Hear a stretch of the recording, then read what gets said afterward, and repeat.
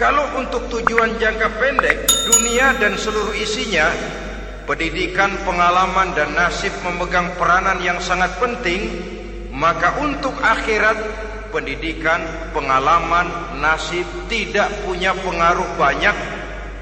Unsur penunjangnya adalah prestasi ibadah. Bagaimanapun tinggi pendidikan, bagaimanapun banyak pengalaman, tanpa prestasi ibadah, nol besar kita dalam pandangan Allah Subhanahu wa ta'ala. Saudara-saudara kaum muslimin rahimakumullah, itu sebabnya seorang muslim sholat, puasa, haji, zakat, yang kalaupun ada target dunia itu cuma side effect saja, sekedar satu efek sampingan. Target utamanya tetap tujuan jangka panjang, akhirat dan ridho Allah. Kenapa kita sholat? Untuk mencari ridho Allah. Kenapa kita laksanakan ibadah haji? Untuk mencari ridho Allah. Kita bangun di keheningan malam untuk mencari ridho Allah. Kalau ada akibat dunia, itu cuma akibat sekunder saja. Ada misalnya orang karena tekun ibadah rezekinya lancar, itu baru persekot,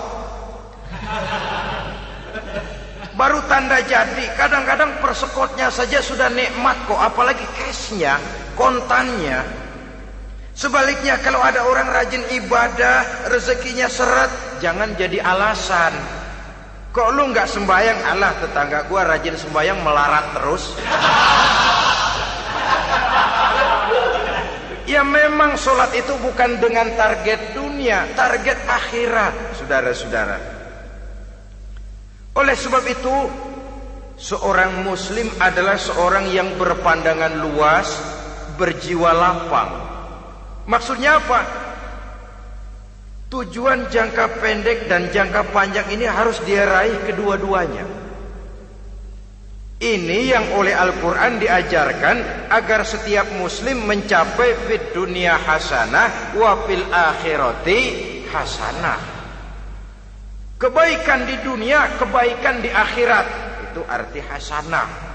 Jangan macam orang dulu, punya istri dua pergi haji. Yang satu yang muda istrinya namanya Hasanah, yang satu namanya Khadijah. Waktu tawaf keliling Ka'bah, si suami ini nggak bisa doa apa-apa kecuali Rabbana Atina itu. Tiap putaran Rabbana Atina fid dunya hasanah wa fil akhirati hasanah. Putaran kedua Rabbana Atina fid dunya hasanah wa fil akhirati hasanah. Ini istri tuanya yang namanya Khadijah dengerin aja. Akhirnya di satu saat dia colek suaminya, "Bang, mentang-mentang Hasanah bini muda disebutin melulu, saya dong disebutin dalam doa." "Iya deh, ntar putaran selanjutnya." Suaminya blow on juga. Putaran kedua dia baca Rabbana Atina fid dunya hasanah wa fil akhirati Khadijah. Saudara-saudara, itu makna refleksi daripada doa tadi itu, doa sapu jagat. Kita ingin fid dunya hasanah wa fil akhirati hasanah. Tujuan jangka pendek dunia tercapai, tujuan jangka panjang akhirat dan ridho Allah juga tergapai. Oleh sebab itu Al-Quran menjelaskan, wabtaghi fima atakallahu ad-daral akhirah wa la tansa nasibaka minad dunya. Dengan karunia yang diberikan Allah kepadamu, carilah bahagia akhirat. Wala tansa nasibaka minad dunya, tetapi jangan lupakan bagianmu dalam kehidupan di dunia ini. Cari akhirat, utamakan akhirat dengan tidak usah melupakan jatahmu di dunia. Kenapa saya katakan seorang muslim berjiwa besar? Sebab andai kata dia gagal mencapai tujuan jangka pendek, andai kata dia gagal di dunia, dan dia oleh Islam diajarkan jangan sampai gagal, tapi andai kata dia gagal, dia masih punya tujuan jangka panjang. akhirat dan ridho Allah. Dia masih bisa menghibur diri, biarlah di dunia kita sederhana, bahkan biarlah susah di dunia, asal di akhirat kita bahagia. Orang yang tidak punya pandangan hidup semacam ini, sorgalah dunia ini. Segalanya telah tertumpu di sini. Bila umurnya selesai, ajalnya datang, selesai sudah, sorganya sampai di situ, dan dia tidak punya pengharapan lain di belakang itu. Maka seluruhnya bertumpu pada kehidupan di dunia. Padahal dunia seperti air laut, makin diminum makin haus, makin kering tenggorokan. Dunia yang diperturutkan menyeret manusia ke dalam lingkaran setan, terjebak dalam sifat yang namanya tamak bin rakus alias serakah.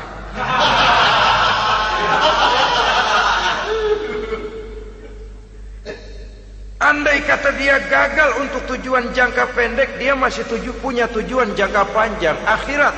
Dia masih sanggup berkata, biar di dunia kita sederhana, bahkan biar kebelangsak sengsara susah di dunia, asal di akhirat kita bisa bahagia. Kan masih ada harapan. Yang paling bangpak, paling rusak betul, sudah di dunia sengsara, di akhirat celaka. Di dunia rumahnya gubuk, pinggir kali miring, asal hujan bocor, utang selebar warung. Bayang kagak, ngaji enggak, puasa enggak, saban malam merit mulu. Saudara hadirin yang saya hormati, lalu kapan mau bahagia kalau sudah di sini susah, di sana akan susah juga. Ini yang pertama, seorang muslim, seorang yang optimis, berjiwa besar, luas pandangan. Kegagalan dia dalam jangka pendek tidak menyebabkan dia melupakan tujuan jangka panjang. Yang kedua, positifnya apa? Cara dia mencapai tujuan jangka pendek diwarnai oleh keyakinan adanya tujuan jangka panjang. Dia memang benar cari harta, tapi karena dia yakin ada akhirat, Allah ridho apa tidak? Ini positifnya. Saya memang cari duit, tapi dengan cara ini Allah ridho apa tidak? Saya memang ingin berpakaian yang rapi, tapi dengan tidak menutup aurat begini, Allah ridho atau tidak? Saya memang bergaul menghormati teman, tapi terjebak dalam minuman keras karena menghormati teman, Allah ridho apa tidak? Ini orang yang punya tujuan jangka panjang. Segalanya diberikan bingkai dengan pertanyaan, Allah ridho atau tidak? Keyakinannya terhadap tujuan jangka panjang mewarnai gaya hidupnya di dunia ini, mencapai tujuan jangka pendek tadi. Mau minum, Allah ridho apa enggak ini? Mau makan, yang saya makan Allah ridho apa enggak ini? Pendeknya apapun yang mau dia kerjakan, karena dia punya keyakinan tujuan jangka panjang, dia selalu menimbang terhadap ridho Allah tadi. Jadi tanpa prestasi ibadah, kita nol besar dalam pandangan Allah. Ini nilai manusia yang hakiki di sini. Ini makna inna akramakum indallahi atqakum. Di akhirat nanti kan tidak pernah akan disidang, kamu pendidikan setinggi apa? Tidak. Gelarmu berapa renteng? Profesor, doktor? Tidak. Akhirat hanya menyidang kau sholat atau tidak, kau puasa atau tidak, kau zakat atau tidak. Diberikan kamu harta yang banyak, dari mana kau dapat, kemana kau belanjakan. Prestasi ibadah itu yang ditanya. Setinggi apa pendidikan, sebanyak apa pengalaman, no problem, tidak jadi masalah di akhirat itu. Prestasi ibadah itu yang akan kita persembahkan di hadapan Allah. Itu makna inna akramakum indallahi atqakum. Kerbau dinilai dari dagingnya, makin gemuk makin mahal harganya. Tapi ada perkutut lebih mahal dari kerbau. Perkutut itu mahalan mentahnya loh daripada matangnya. Karena harga perkutut pada suaranya. Lalu di mana harga manusia yang paling gemuk? Tidak. Suaranya, oh kalau manusia dinilai dari suaranya, Barangkali Madonna nomor awal masuk surga itu. Hanyalah dengan prestasi ibadah kita bisa mencapai tujuan jangka panjang akhirat dan ridho Allah. Nah, baiklah ya. Kalau sudah jelas bahwa kita punya dua tujuan jangka hidup, jangka pendek dan jangka panjang, bagaimana Islam mengajarkan kita meraih dua ini? Pada prinsipnya Islam mengajarkan sistem keseimbangan. Dalam berbagai aspek kehidupan, keseimbangan ini nampak dengan nyata diajarkan oleh agama kita. Seperti ayat yang saya bacakan tadi. Dengan karunia yang diberikan Allah kepadamu, cari negeri akhirat, tapi jangan lupakan bagianmu di dunia ini. Dalam bentuk yang lebih nyata, bekerjalah untuk duniamu seolah kau akan hidup buat selamanya, tapi bekerjalah buat akhiratmu seolah kau akan mati besok. Manifestasinya dalam kehidupan, misalnya orang kaya diperintah membantu yang miskin, tapi orang miskin dianjurkan berusaha. Jangan mengandalkan hidup kepada yang kaya, seimbang. Kamu kaya, betul Pak, bantu yang miskin. Kamu miskin, iya Pak, berusaha. Seimbang. Tuan rumah diwajibkan menghormati tamu, tamu diwajibkan tahu diri, seimbang. Jadi bagaimana kalau sudah kita bekerja di sawah, di ladang, di pasar, di kantor, anggap kita akan hidup selamanya agar timbul gairah kerja. Tapi kalau sudah sholat, anggap kita akan mati besok supaya timbul khusyuknya. Nah, titik tekannya di mana?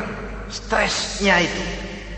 Walaupun Islam mengajarkan sistem keseimbangan, tapi Al-Quran tetap menggarisbawahi walal akhiratu khairul laka minal, bahwa bagaimanapun seimbangnya, akhirat itu lebih utama daripada dunia. Bagaimana implementasinya? Kata orang-orang tua, kalau kita menanam padi, rumput pasti tumbuh, tapi nanam rumput jangan mimpi tumbuh padi. Maksudnya apa? Kalau satu perbuatan kita niatkan karena Allah, dunianya pasti ikut. Tapi kalau satu perbuatan diniatkan karena dunia semata-mata, akhirat akan hilang. Sebab itu, biasakanlah berbuat sesuatu, baik untuk tujuan jangka pendek, lebih-lebih untuk tujuan jangka panjang, dengan motif lillahi ta'ala. Jadi saya ulangi, satu perbuatan kalau sudah diniatkan karena Allah, dunia biasanya ikut. Tapi kalau diniatkan karena dunia semata-mata, akhirat akan luput. Padahal itu titik tekannya, walal akhiratu khairul laka minal ula. Saudara-saudara kaum muslimin rahimakumullah, ini tujuan hidup. Jadi landasan tempat kita bertolak sudah jelas, pantai yang akan kita tuju dalam kehidupan ini juga sudah nyata. Kita ingin mencapai apa yang dinamakan fid dunya hasanah wa fil akhirati hasanah. Untuk itu perlu ada keseimbangan, tetapi titik tekannya tetap akhirat lebih utama daripada kehidupan dunia ini. Sekarang kalau sudah ada dasar hidup, sudah ada tujuan yang akan kita capai, tentu harus ada alat untuk mencapainya. Semuanya perlu sarana. Bahkan pada hakikatnya dalam kaidah usul fikih para ulama mengajarkan lil wasail hukmul maqasid. Sarana dan tujuan hukumnya sama. Ini mestinya mendidik umat Islam jadi pinter. Jangan cuma berpikir melaksanakan satu pekerjaan, tapi juga berpikir menciptakan sarana untuk terwujudnya pekerjaan itu. Misalnya umat Islam wajib pergi haji kalau mampu, kan begitu toh? Kalau dia umat Islam Indonesia, tentu pergi hajinya ke Mekah. Mekah, Jeddah, Mekah, Indonesia, perlu sarana angkutan untuk sampai ke sana. Kapal laut, kapal udara. Artinya umat Islam harus maju di bidang teknologi, bisa menciptakan pesawat, bisa menciptakan kapal laut, sarana yang akan menyampaikan dia untuk bisa melaksanakan ibadah haji. Selama ini kita bertumpu kepada pemikiran, pokoknya kan yang penting gue pergi haji pakai apa kayak gue punya duit. Dari segi pribadi memang barangkali begitu.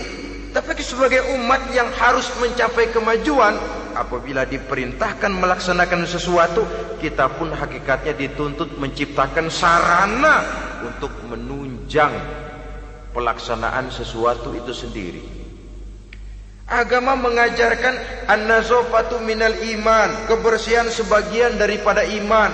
Siapa yang menciptakan mesin cuci, sabun-sabun keras, deterjen, rinso dan lain sebagainya? Siapa yang menciptakan air condition, pembersih ruangan?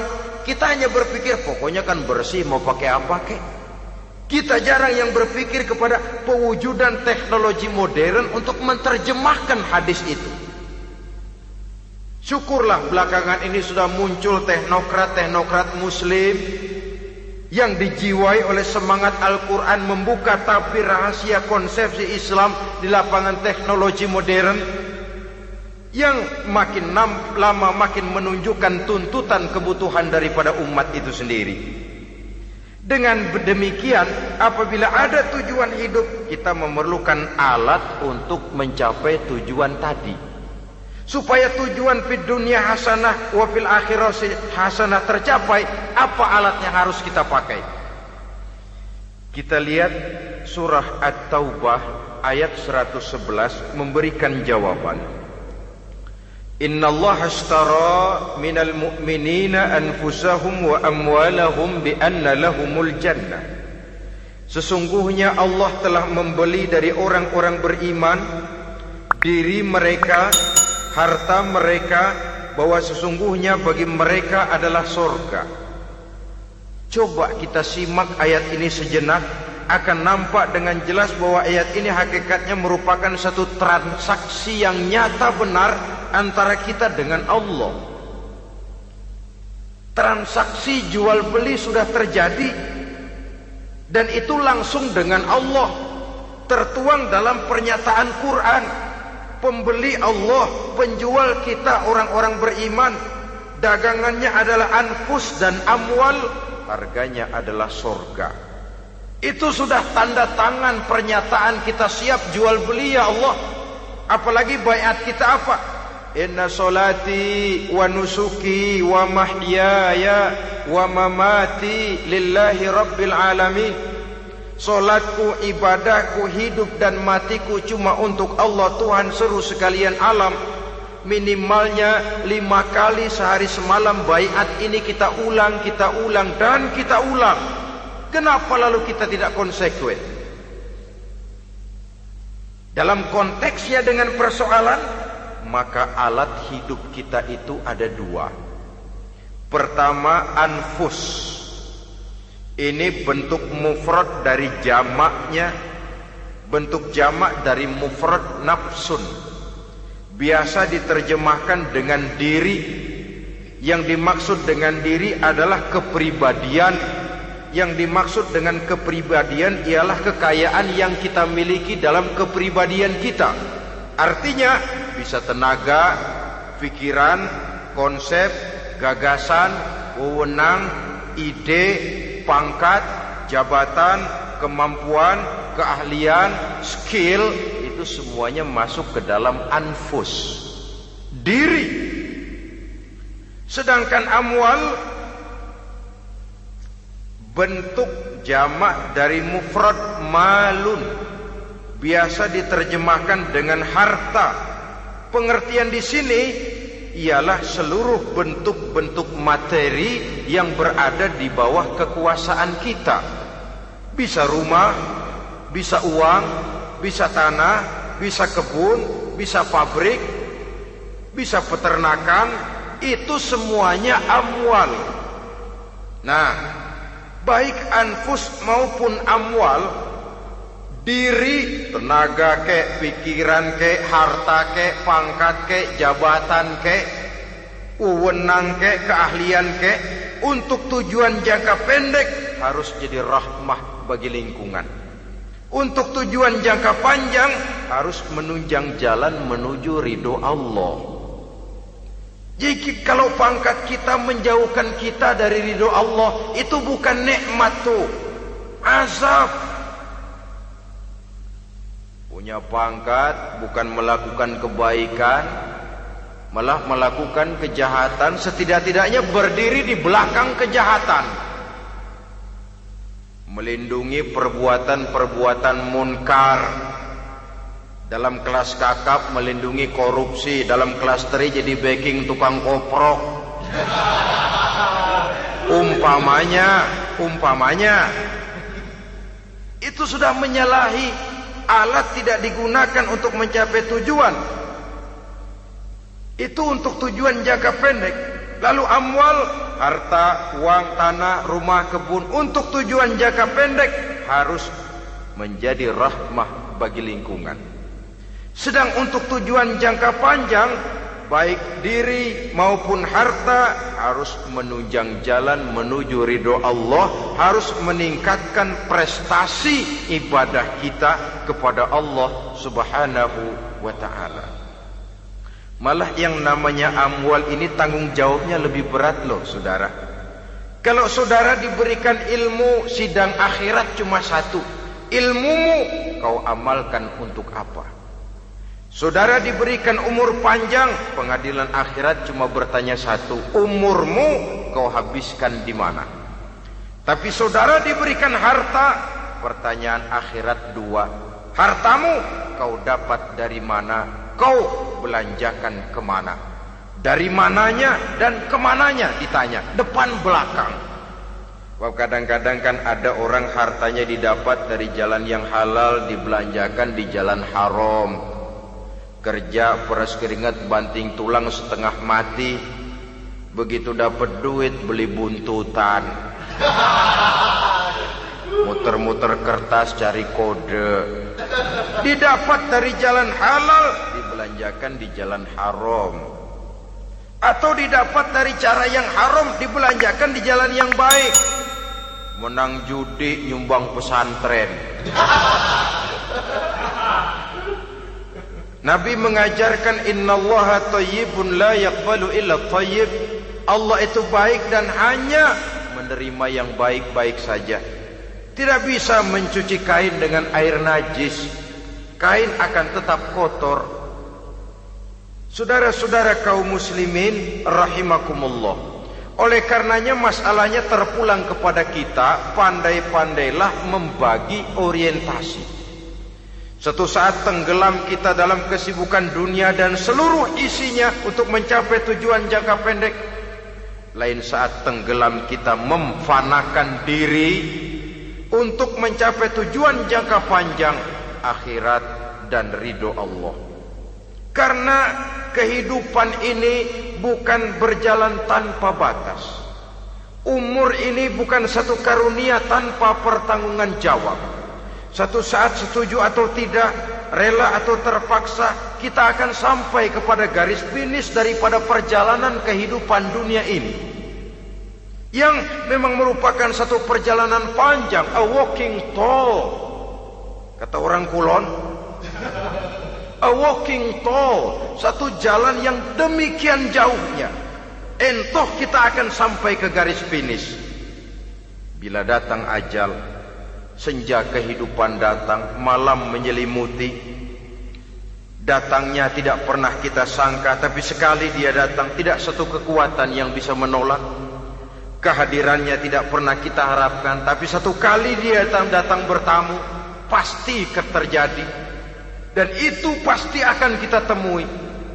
Alangkah malangnya pada saat kembali itu datang, kita tidak punya prestasi ibadah. Lalu apa artinya prestasi dunia? Apa artinya tujuan jangka pendek kalau kita harus kehilangan tujuan jangka panjang? Rumah kita yang besar, pangkat kita yang tinggi, harta kita yang banyak, bisakah menolong kita untuk kalau sudah kumpul di padang mahsyar nanti? Malaikat, jangan gebugin saya, rumah saya harga 2 miliar.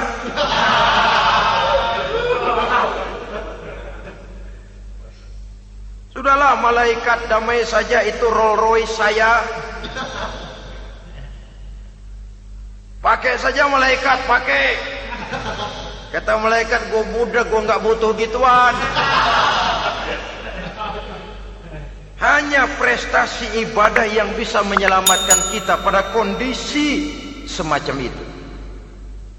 Jadi oleh karena itu saudara-saudara, biar di dunia ini rumah kita besar, mobil bagus, uang banyak, pabrik ada, usaha lancar, asal di akhirat masuk surga aja. Gak apa-apa. Daripada di dunia sengsara, di akhirat neraka, senangnya kapan? Sudah di sini sengsara, di sana kebelangsak. Itu yang orang-orang tua bilang lacur kuda namanya. Pelan dipecut, kenceng digentak, setengah mati, serba salah.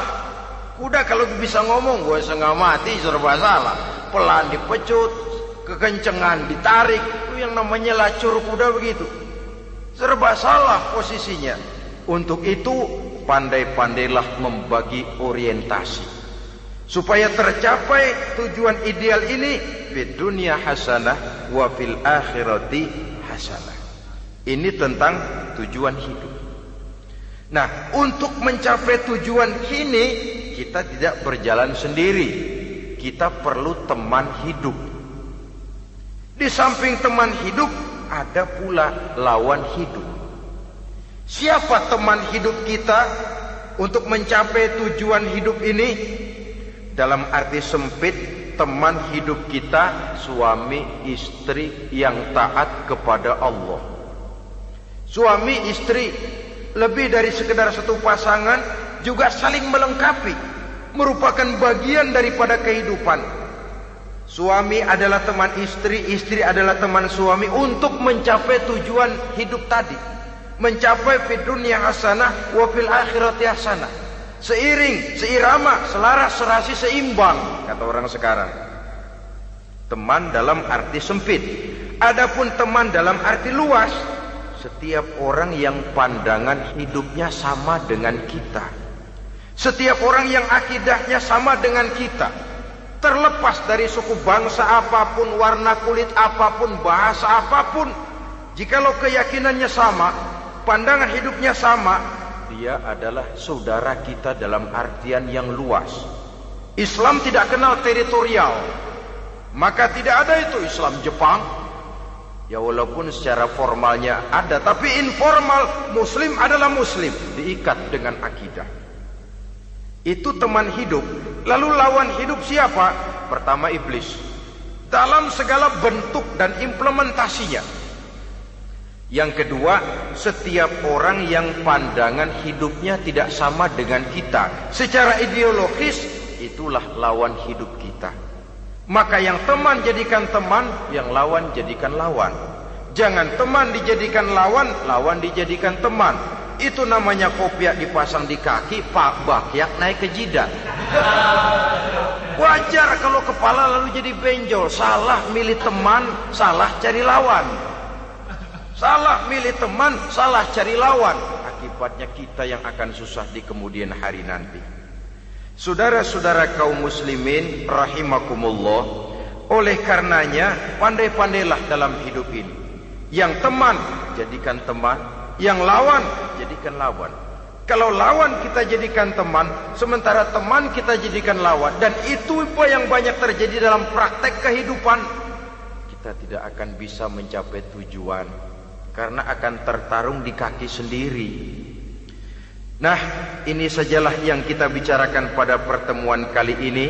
Mudah-mudahan ada manfaatnya. Terima kasih atas segala perhatian. Mohon maaf atas segala kekurangan. Usikum wa nafsi bitaqwallah. Wassalamualaikum warahmatullahi wabarakatuh. Waalaikumsalam.